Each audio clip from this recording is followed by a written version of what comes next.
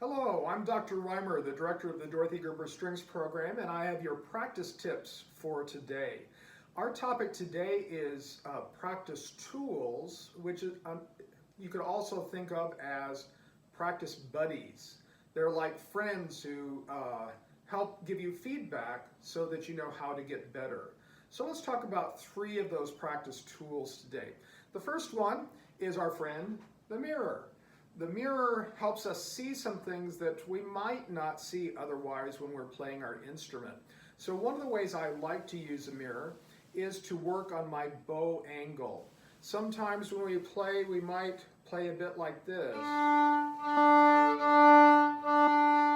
So I have trouble seeing that when I'm just looking down my instrument.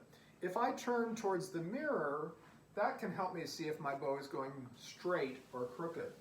Now, for violinists and violas, it's important that the violin be parallel to the mirror, and in order for you to see the mirror, you have to turn your head a little bit on your chin rest so you can look directly at the mirror. So you go like this.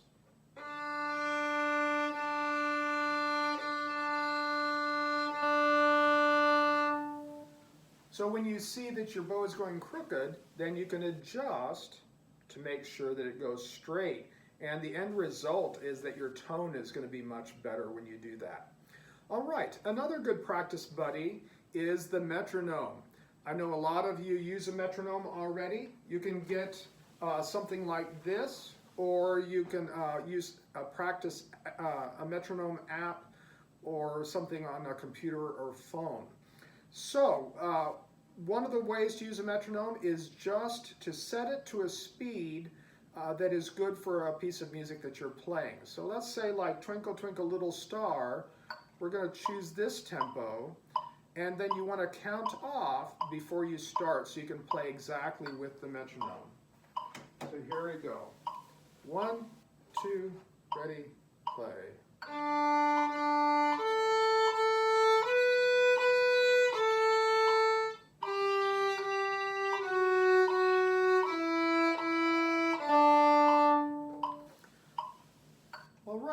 It can be a little challenging when you first start to work with a metronome, but it does great things for helping you play with a good, stable tempo and rhythm, and can really help you improve your playing. One way I like to use a metronome, and this is maybe a little more for advanced students, is to help build passages from slow to fast. So you can figure out what is the speed that I can play this hard section at a reasonable speed to begin with. So let's see, something like this.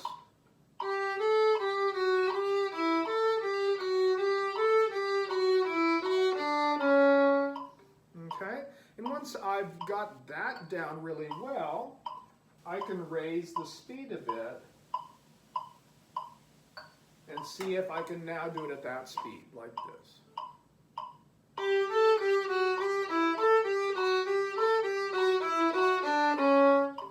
And then when I've got that speed, I'll pick it up again. So let's see about this speed.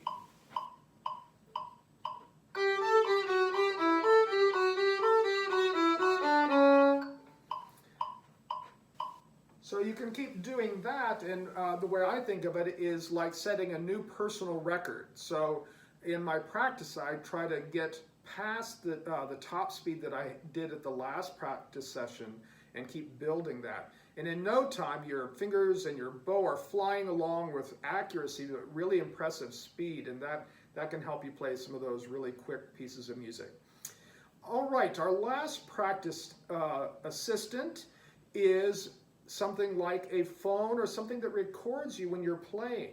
So that helps you to see and hear what you sound like, just like I see you or any of your teachers see you when you play for us. And you might be surprised at what you see and hear. So I would recommend that you set up a phone or have a parent set up a phone in your practice space and try recording the piece of music that you're working on. And when you're done, play it back and see what are the things that you learned about your playing in the process. It might be that you see that there was a bad bow hold somewhere along the way that you need to remember to check on. Or maybe there's a rhythm that you're playing that isn't quite accurate and you didn't realize it while you were playing it. So that recording can do a lot to help you understand your own playing, and then also help you know how to practice the rest of your practice session.